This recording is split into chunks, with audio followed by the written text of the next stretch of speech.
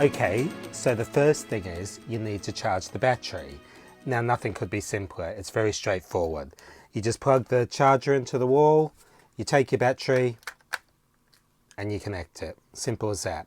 And you'll see there's a flashing green light there. Now when the battery is charged, it will stop flashing, it'll be a solid green light. So first thing you do, get the camera out of the box, plug the battery charger in, charge this, and then we'll move on to the next thing. So once your battery is charged, like I showed before, just put it on the back of the camera and push it into place. You'll know when it's in place because it can't come off. And if you do need to take it off, you press the button on the back of the camera, which says BATT, short for battery. Press the button and the battery comes off, as simple as that. Okay, so switch on the camera, which is as simple as turning the switch, which is on the right at the back of the camera, and putting it to standby. It's just one switch forward and the camera is now on, and you can see that we've got a red light on the back which says that the camera is ready to go. Okay, so we now need to choose the standard. You're going to shoot 1920 1080 or 1280 720. I shoot 1280 720. I find that a great format. It works for me. It's suitable for the jobs.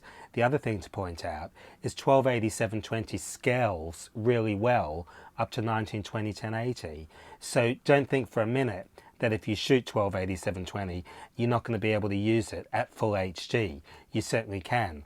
It's just that you've got a small picture which you're working with from the source from when it was recorded, but it still looks really good. Okay, so we need to set the format. So press the menu button, just press it once, and you'll see that you get various menus on the screen. Camera process, file format, system select, record mode.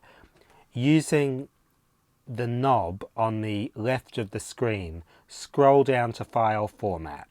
Okay, press the knob in and that selects file format, and you can see there are two options: QuickTime file format or MP4 file format. Now for those of us that are working with Final Cut Pro, we use QuickTime. QuickTime's an Apple technology. It's what makes video on the Mac possible.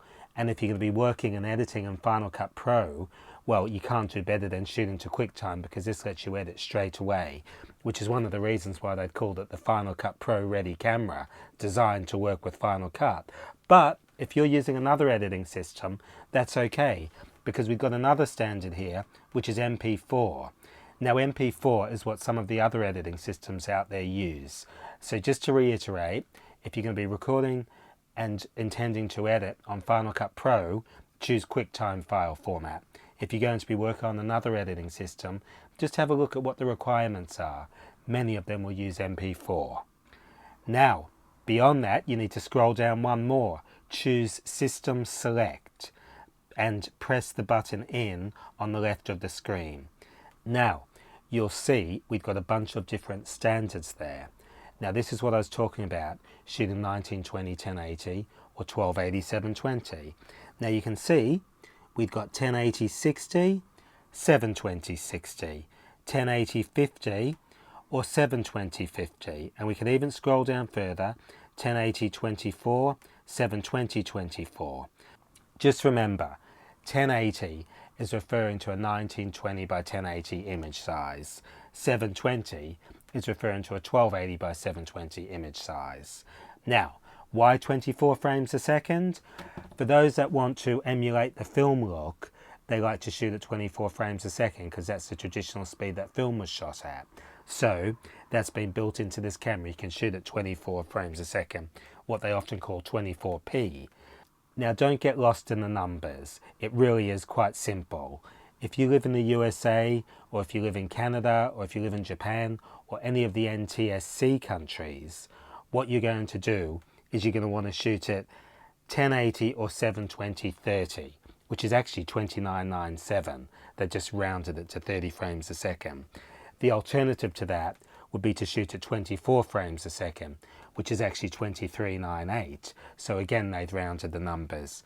If you live in a PAL part of the world, which means the UK, pretty much most of Europe, Australia, many of the other countries throughout Asia, then you're going to be shooting at 25 frames a second. So choose your standard. I'm going to choose 720, 50, 25 because I'm in a PAL part of the world and I know that that's the format I need. So you choose your format, you press in the button to the left of the screen, and you have now chosen your format. And you can see it says 1280, 720, 50p HQ for high quality, which shows me that's the standard I'm recording to. But setting the standard is a dual-pronged situation. You've got to do two things. Number one, what we just did, press the menu button, scroll down to System Select, and choose whether you're shooting 1080 or 720, and whether you're doing this at 60 or 50 or 24. Beyond that, you need to press menu again, and then go back into the menus and scroll down to Record Mode, which is the one immediately below System Select, which is where we just were. So we choose Record Mode, and you can see we've got quite a few options in here. I'll just run through them. You can shoot at 1280 50p, which means 1280, that's a 720 format like I was saying before, at 50p, 50 frames a second. Now, it's also got HQ next to it for high quality. I happen to like to shoot at 50 frames a second. Traditional production was 24 or 25 frames a second, but if you shoot 50, you've got a lot more information that you're recording. You're effectively doubling your frame rate. Now that can be useful for a lot of things. Number one, the actual image motion is more fluid at 50 frames a second than it is at 25 frames a second. Beyond that, if you want to do really good slow motion, if you've got 50 frames a second, then you'll be able to do it. If you've been shooting at 25 frames a second, you're more limited. If you choose 1280 50p SP, that's standard play, which means your quality is going to be slightly less. It actually reduces the bit rate of the recording, so not as much information is going onto the card. You can also shoot at 1280 25 HQ high quality. That means you're shooting 25 frames a second at full quality. If you choose the SP mode, standard play, that means you're going to be shooting at 25 megabits a second. So 35 to 25 megabits a second, you'll actually get more recording on your cards, but you'll get slightly less quality. So if I click on 1280 50p, I've now selected that format. Now what you've got to be aware of is the options that you're offered when you choose the record mode will depend on the system that you actually selected. So if I go back to System Select and I choose 720/60, which is what I would use in an NTSC part of the world, and if I select that, you'll see it says Reboot, System Change, which means the camera is actually going into that mode. So when it comes back to life, we'll see it now tells me that I'm shooting at 1280, 720, 60 HQ for high quality. If I press the menu button again and go down to record mode, you can see that we've now got 1280 60p at high quality, 1280 60p at standard play, or 1280 30p at high quality, or 1280 30p at standard play. So effectively, you get different options according to which standard you're going to be shooting, meaning whether you're going to be in a PAL part of the world or an NTSC part of the world. Just keep in mind this camera is incredibly versatile. It shoots a ton of different formats, but the ones you've got to really keep your head around, what you've got to be aware of, is 1280 720 or 1920 1080. You choose that first.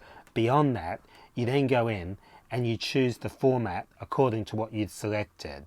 So I said I want to choose 1280 720, and then I decide, am I going to shoot at 50 frames a second, or am I going to shoot at 25 frames a second? Am I going to shoot high quality, or am I going to shoot standard quality?